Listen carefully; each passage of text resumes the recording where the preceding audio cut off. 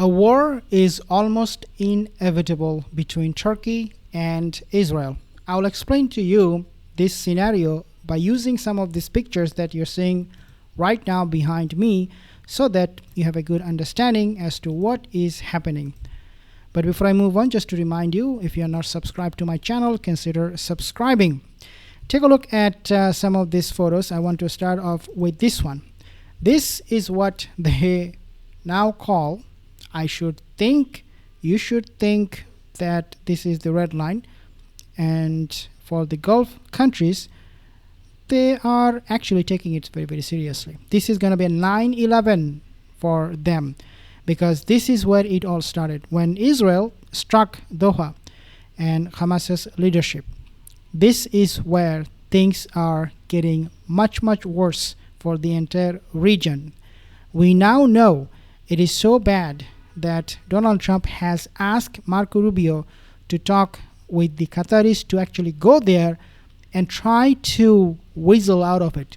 Even though we know that Donald Trump, his administration, United States, they're 100% complicit in this attack against Qatar in Doha by the Zionist forces. Now, why they are so panicking? Well, it is because of what you're seeing right now on the screen. Netanyahu, he said, I'm going to be making Israel a greater Israel. I'm going to be expanding my territories. And this is exactly what Hakan Fidan, the Turkish foreign minister, said. He said the reason we need to be prepared for war against Israel, and he literally said that we need to go to war for peace.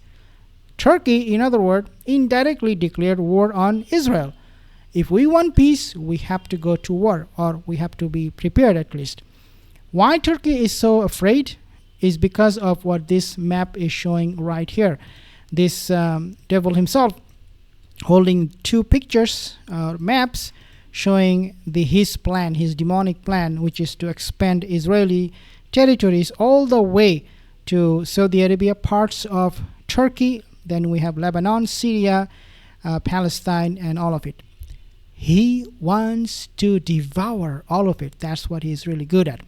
Now, Turkey, they do have some influence over Qatar and its military, especially in the sphere of politics. Turkey is very much involved.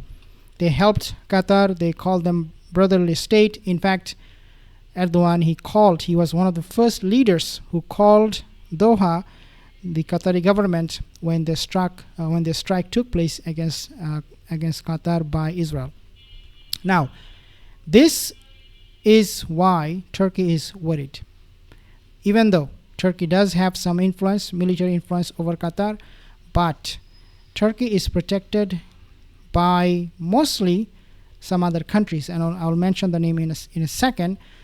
But I want to show you this map. Al Udeid Air Base, it has 30,000 United States military troops there, stationed there. The government of Turkey, its military, has only few F-16 fighter jets stationed in Qatar, not in Udeid Air Base. The Udeid Air Base is exclusively for the Americans, but Turkey has F-16s stationed in Qatar. Therefore, Turkey doesn't really have much military might in Qatar to exert to begin with. On top of all of this, take a look at this air defense system. This air defense system is actually Turkish version of the Iron Dome that they are trying to create. This is a multi-layered Iron Dome system. But just to give you some idea, Qatari air defense system, it has multi-layer. The Qatari air defense or the Qatari airspace is being protected by three entities. Number one, US, and that will be Al Udeid Air Base, from which the US military they operate, so they have air defense system there. Number two is the UK government, and number three is the GCC. In other words, Turkey doesn't really have much of an influence in Qatar, especially when it comes to protecting Qatari airspace. They really don't have much to say in it. Now, take a look at this, what Turkey did. Because Turkey cannot do something in Qatar in the scale or to an extent that you would expect, or Qatar would expect, or any country for that matter would expect, given the relationship they have between Qatar and Turkey. But Turkey does something very, very interesting. They flew these fighter jets. Now, the location of this airbase from where this fighter jets took off is important. Why? Because these locations, these air bases, two of them, I'll actually show you the map in a second. Both of them are located close to where Turkey has its border, international border, or they're actually right here. You see the first one, I'll actually mention the border in a second. So Malatya, and then you have Diyarbakir, okay, Malatya and Diyarbakir. So you don't see Diyarbakir. Diyarbakir is actually right here. Right here, you see that, right? Diyarbakir. So these are the two air base from where Turkey scrambled fighter jets. So one Malatya, and the other one is the Diyarbakir. Why it is important to take a look at the map is because of the location. So you can see they're very close to Syria. It's actually on the, I would say, eastern side of Turkey, and close to also Israel, not too far from Israel. Take a look where Israel is, right here.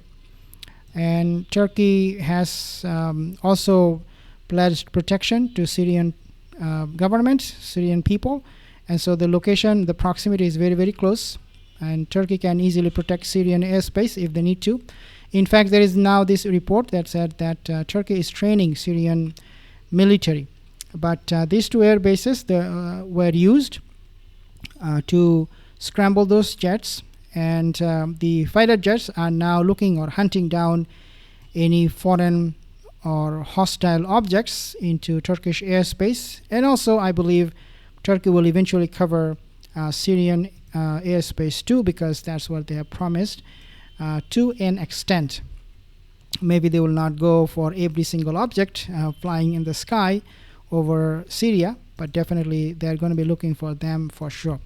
And this fighter jet that Turkey flew came on Middle East Eye, and it also shows Turkish willingness to be ready to do anything in the worst possible scenario.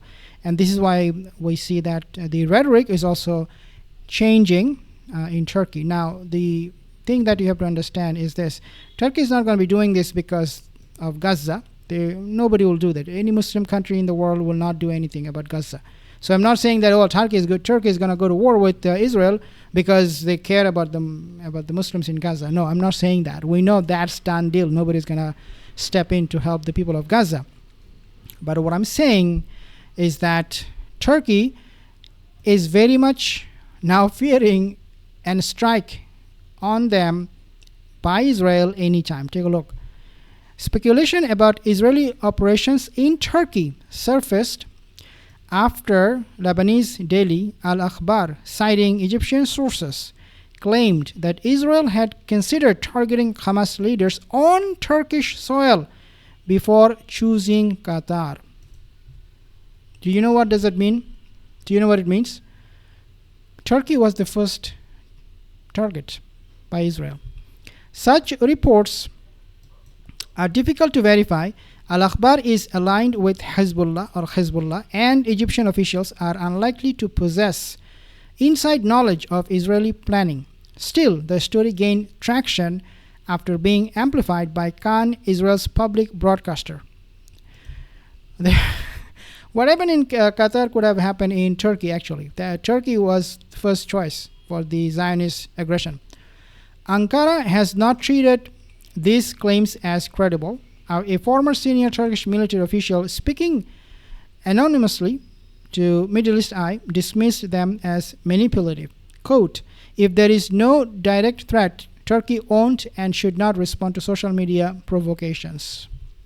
Yeah, don't respond, and then you will see all of a sudden you coming under attack by the Zionist forces because they want nothing but this, Greater Israel. So yeah, that dream will be fulfilled. Whether you like it or not, that's what they want to do. The dream will not be fulfilled, but they will try to fulfill the dream. Thank you so much for watching.